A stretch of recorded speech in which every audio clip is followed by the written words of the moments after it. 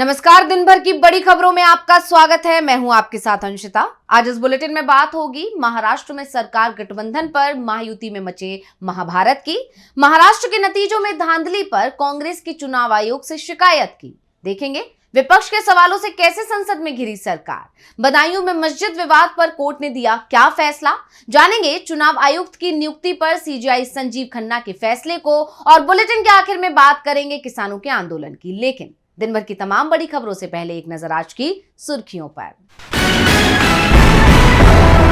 गुजरात में 4 साल में जीएसटी चोरी के 12,803 मामले किए गए दर्ज, 101 लोगों को किया गया गिरफ्तार। केंद्रीय वित्त मंत्री निर्मला सीतारमण ने संसद में पेश की रिपोर्ट।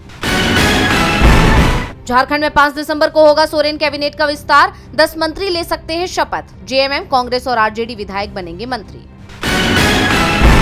शिवसेना यूबीटी उद्धव ठाकरे ने की कांग्रेस से अपील, कहा विपक्षी एकता सुनिश्चित करें, संसद से सड़क तक सरकार के खिलाफ एकजुट होकर उठाएं आवाज।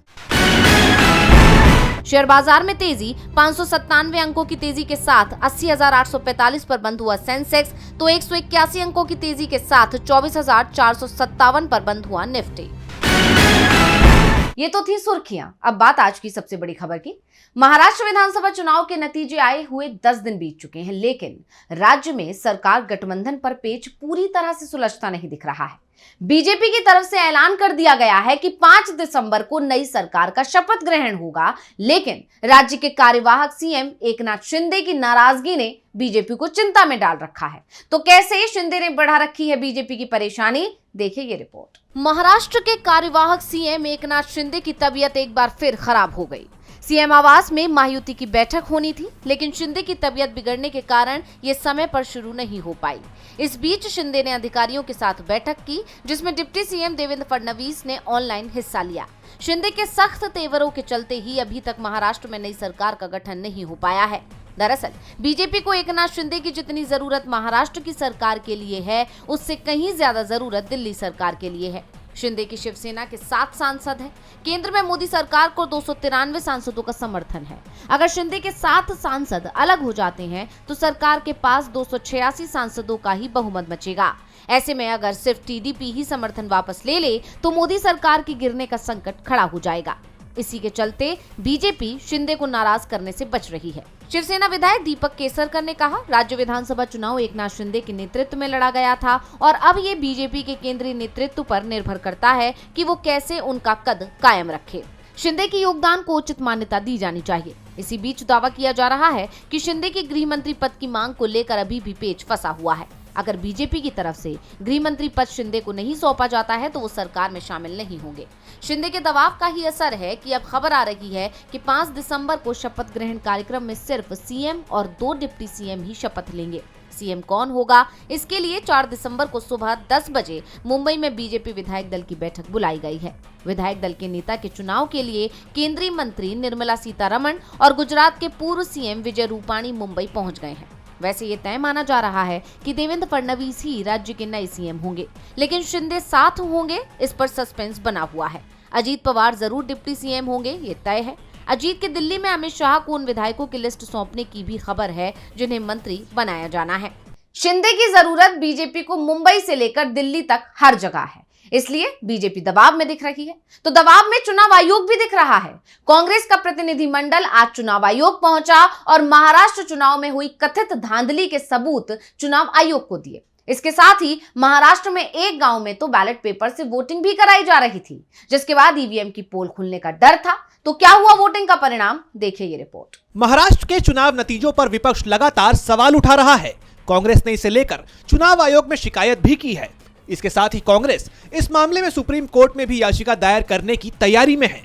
इस बीच महाराष्ट्र के सोलापुर के मारकरवाड़ी गांव के ग्रामीणों ने ईवीएम की पोल खोलने के लिए बैलेट पेपर से वोटिंग कराने की तैयारी की थी, लेकिन प्रशासन के दबाव में ये वोटिंग नहीं हो पाई।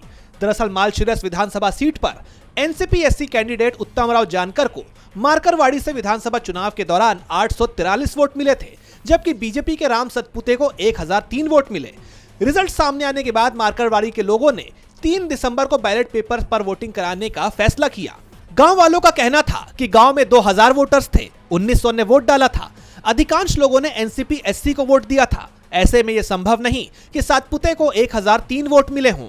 उन्हें ईवीएम पर भरोसा नहीं है, इसलिए बैलेट पेपर से रीपोलिंग करवाई जा रही थी।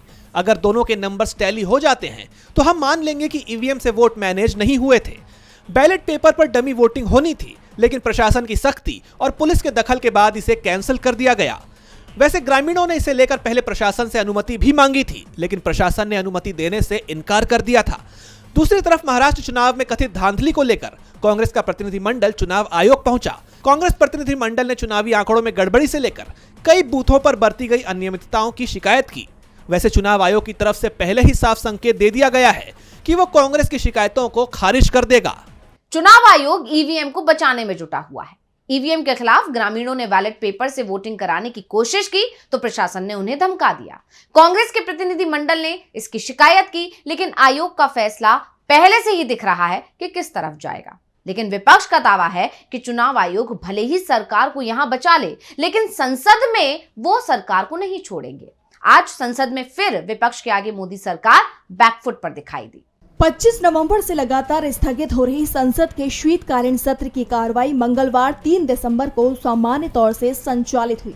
सदन की कार्रवाई से पहले नेता प्रतिपक्ष राहुल गांधी और वायनाड सांसद प्रियंका गांधी के साथ तमाम विपक्षी सांसदों ने अडानी के मुद्दे पर मकर द्वार पर विरोध प्रदर्शन किया। सदन की कार्रवाई शुरू होने पर समाजवादी पार्टी के प्रमुख अखिलेश यादव ने संभल मुद्दे पर यूपी सरकार सहित प्रशासन को घेरा। अखिलेश ने संभल हिंसा को प्री प्लान बताया, लेकिन अचानक ये जो घटना हुई है, ये सोची समझी रणनीति के तहत वेल प्लान्ड हुआ है और वहां के भाईचारे को गोली मारने का काम हुआ है। जो घटना हुई है वो सोची समझी साजिश है। वहीं इसके बाद सदन में विदेश मंत्री एस जयशंकर ने भारत चीन के मुद्दे पर अहम जानकारी साझा की। जयशंकर ने स्वीकार किया कि दोनों देशों के बीच रिश्ते सामान्य नहीं हैं। उन्होंने कहा, 2020 के बाद से भारत और चीन के रिश्ते सामान्य नहीं है। उस समय चीन की कार्रवाई से सीमा क्षेत्र में शांति भंग हुई थी। भारत और चीन बातचीत के जरिए सीमा विवाद सुलझाने की कोशिश कर रहे हैं। भारत का मकसद ऐसा समाधान निकालना है जो दोनों देशों को मंजूर हो। बता दें कि इस बीच एनडीए और विपक्ष के भी तमाम सांसदों ने अपनी बात कही। संसदीय कार्य मंत्री किरण रिजिजू ने सदन के परिसर में पत्रकारों से बात करते हुए कहा कि अगर विपक्ष सदन चलाने में सहयोग नहीं करेगा तो हम बिना चर्चा के बिल पास करा सकते हैं। जिसके पलटवार में जेएमएम सांसद महुआ मांझी ने झारखंड के बकाया 1.36 लाख करोड़ रुपए के मुद्दे पर अपनी बात रखते हुए कहा कि सरकार यही चाहती है कि किसी बहाने से विपक्ष सदन के बाहर विरोध प्रदर्शन करे और इस मौके का फायदा उठाकर सरकार मनमाफिक बिल पास करा ले। अब देखना होगा कि शीतकालीन सत्र के आने वाले दिनों में सदन में और क्या कुछ देखने को मिल सकता है। बताते चले कि संविधान के 75 साल पूरे होने के मौके पर 13 और 14 तारीख को लोकसभा में और 16 और 17 तारीख को राज्यसभा में इस पर चर्चा की जाएगी। संसद में चुनाव से लेकर संभल तक का मुद्दा उठाया गया। वैसे यूपी में सिर्फ संभल की जामा मस्जिद का ही मामला कोर्ट नहीं पहुंचा है, बल्कि बदायूं की बनी शमसुद्दीन जामा मस्जिद का मामला भी कोर्ट पहुंच चुका है। जिला कोर्ट में आज इस पर सुनवाई हुई, तो क्या हुआ सुनवाई में, देखिए रिपोर्ट। संभल का मामला संसद में भी उठ गया है, लेकिन विपक्ष के नेताओं को अभी भी संभल में प्रवेश की इजाजत नहीं दी जा रही है। प्रशासन ने साफ कर दिया है कि लोकसभा में नेता विपक्ष राहुल गांधी को संभल, गाजियाबाद, नोएडा कहीं भी आने की इजाजत नहीं दी जाएगी। इस बीच बदायूं की शमसुद्दीन मस्जिद का मामला भी कोर्ट पहुंच गया है। बदायूं डिस्ट्रिक्ट कोर्ट में हिंदू पक्ष ने दलील देते हुए सर्वे की मांग की थी, तो वहीं मुस्लिम पक्ष ने जवाब देते हुए इसे माहौल बिगाड़ने की कोशिश बताया। मुस्लिम पक्ष के वकील अनवर आलम ने कोर्ट में कहा कि ये मामला सुनने लायक ही नहीं है। हिंदू महासभा को इसमें वाद दायर करने का कोई भी अधिकार नहीं है। बदायूं में शमसुद्दीन मस्जिद 800 साल से भी पुरानी है। मस्जिद ना तो मंदिर की जमीन पर बनी है और ना ही इसमें कोई मूर्ति है, इसलिए ये केस खारिज होना चाहिए। वहीं दूसरी तरफ वाराणसी में यूपी कॉलेज के छात्रों ने हंगामा किया। कॉलेज कैंपस में स्थित मजार पर हनुमान चालीसा का पाठ करने के लिए कई छात्र अड़ गए। पुलिस ने उन्हें अंदर नहीं जाने दिया, जिसकी वजह से दोनों पक्षों में झड़प भी हुई। हालांकि जवानों ने छात्रों को मजार से 50 मीटर पहले ही रोक लिया। इसके बाद छात्रों ने वहीं पर बैठकर हनुमान चालीसा का पाठ किया। यानी इस समय यूपी में एक बार फिर धर्म को लेकर राज्य की सियासत गर्मा गई है और इसे लेकर जनता सड़कों पर उतर आई है। यूपी में एक के बाद एक विवाद खड़े किए जा रहे हैं। सांप्रदायिक सौहार्द भी बिगाड़ने की कोशिश हो रही है। मुद्दा सिर्फ चुनाव है। इस बीच चुनाव आयुक्त की नियुक्ति के मामले में आज सुप्रीम कोर्ट में सीजेआई संजीव खन्ना की बेंच में सुनवाई हुई, तो क्या हुआ सुप्रीम कोर्ट में, देखिए रिपोर्ट। चुनाव आयोग में मुख्य चुनाव आयुक्त और 2 चुनाव आयुक्तों की नियुक्ति को लेकर लंबे वक्त से सवाल उठ रहे हैं। इसके खिलाफ सुप्रीम कोर्ट में भी याचिका दाखिल की गई, जिस पर सुनवाई से सीजेआई संजीव खन्ना ने खुद को अलग कर लिया है। ऐसे में ये मामला एक बार फिर गरमाया हुआ है। सीजेआई खन्ना ने कहा कि वो अंतरिम आदेश देने वाली पीठ का हिस्सा थे। ऐसे में याचिका को किसी दूसरी पीठ के सामने सूचीबद्ध करने का निर्देश दिया गया। इसके साथ ही कोर्ट ने केंद्र सरकार और चुनाव आयोग से भी मामले में अपना जवाब दाखिल करने को कहा है। मामले में अगली सुनवाई 6 जनवरी 2025 से शुरू होने वाले हफ्ते में होगी। दरअसल हाल ही में चुनाव आयुक्तों की नियुक्ति से जुड़े नियम में बदलाव कर दिया गया। मोदी सरकार ने नया कानून पास करते हुए सीजेआई को आयुक्तों की नियुक्ति करने वाली समिति से हटा दिया। अब नए कानून के तहत उनकी नियुक्ति प्रधानमंत्री, एक कैबिनेट मंत्री और विपक्ष के नेता की सिफारिश के आधार पर की जाएगी, जिसे लेकर काफी विवाद हुआ। विपक्ष ने मोदी सरकार पर अपनी मनमानी करने के आरोप लगाए। उनका दावा था कि इस तरह की नियुक्ति प्रक्रिया से सरकार अपने पसंद के व्यक्ति को इस पद पर बैठा सकती है और अपना हित साध सकती है। ऐसे में चुनाव आयोग की निष्पक्षता पर सवाल खड़े होंगे और फिलहाल जो हालात हैं, पहले से ही आयोग आरोपों से घिरा हुआ है। चुनाव आयोग पर बीजेपी के पक्ष में काम करने के आरोप लग रहे हैं। ऐसे में कांग्रेस नेता Jaya Thakur, association for democratic reforms (ADR), people's union for civil liberties (PUCL), Lok प्रहरी ने चुनाव आयुक्तों की नियुक्ति समिति से सीजेआई को हटाने के फैसले के खिलाफ सुप्रीम कोर्ट का रुख किया है। अब सुप्रीम कोर्ट का इस पर क्या फैसला होता है, ये देखने वाली बात होगी। चुनाव आयुक्त की नियुक्ति पर केंद्र सरकार और चुनाव आयोग की नोटिस जारी किया गया है। जनवरी में नई बेंच इस मामले की सुनवाई शुरू करेगी। यानी साफ है, मोदी सरकार कोर्ट में फंस सकती है। दूसरी तरफ फंसे हुए तो बांग्लादेश में अल्पसंख्यक भी हैं और खास तौर पर हिंदू समुदाय फंसे हुए नजर आ रहे हैं।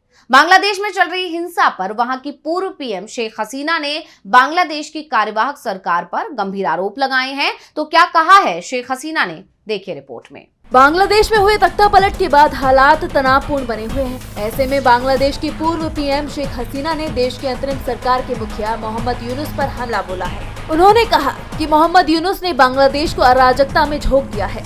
यूनुस की वजह से ही बांग्लादेश में हिंदुओं को निशाना बनाया जा रहा है।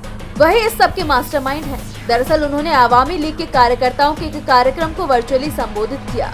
इस दौरान उन्होंने कहा कि मैं हिंसा नहीं चाहती थी। अगर मैं सत्ता में बनी रहती और इस्तीफा नहीं देती तो देश में और लोगों की जान चली जाती। जब लोगों की जान ली जा रही थी तो मैंने देश को छोड़ने का फैसला कर लिया। उन्होंने आगे कहा कि मुझे सत्ता की जरूरत नहीं है। हथियारबंद लोग गढ़ भवन में घुस आए थे। मेरे पिता और राष्ट्रपिता बंगबंधु की तरह मेरी जान लेने की भी योजना थी। मैंने सिक्योरिटी को बोल दिया था कि वो फायरिंग नहीं करे। अगर फायरिंग होती तो गण भवन में बहुत लोगों की जान चली जाती और मैं ये नहीं चाहती थी। उन्होंने यूनुस सरकार की तीखी आलोचना की। शेख हसीना ने कहा कि मौजूदा सरकार ने देश की व्यवस्था को पटरी से उतार दिया है। और बुलेटिन के आखिर में बात किसानों के आंदोलन की। यूपी के किसान जमीन अधिग्रहण को लेकर दिल्ली कूच कर रहे थे। बाद में सरकार के आश्वासन पर उन्होंने अपना कूच 1 सप्ताह के लिए टाल दिया। तो दूसरी तरफ पंजाब के किसान भी दिल्ली कूच की तैयारी में हैं, लेकिन उन्हें भी आगे नहीं बढ़ने दिया जा रहा है, जिसके बाद किसानों का गुस्सा बढ़ता दिख रहा है। तो क्यों किसानों से डरी हुई है बीजेपी सरकार, देखिए ये रिपोर्ट। यूपी के किसान मुआवजे की मांग को लेकर अड़े हुए हैं। किसानों का प्रदर्शन काफी उग्र होता जा रहा है। वो दिल्ली कूच की तैयारी में है। किसान नेता सुखबीर खलीफा का कहना है कि वो अब आर पार की लड़ाई के लिए तैयार है। किसान अपनी मांग को लेकर दिल्ली कूच कर रहे थे। अथॉरिटी के अधिकारियों ने उनसे 1 हफ्ते का समय मांगा, लेकिन किसान दलित प्रेरणा स्थल पर बैठ गए। इस बीच पुलिस और प्रशासन ने मिलकर आंदोलन करने आए किसानों को बॉर्डर से हटाना शुरू कर दिया, जिसके बाद वहां पर किसानों की तरफ से जमकर विरोध किया गया।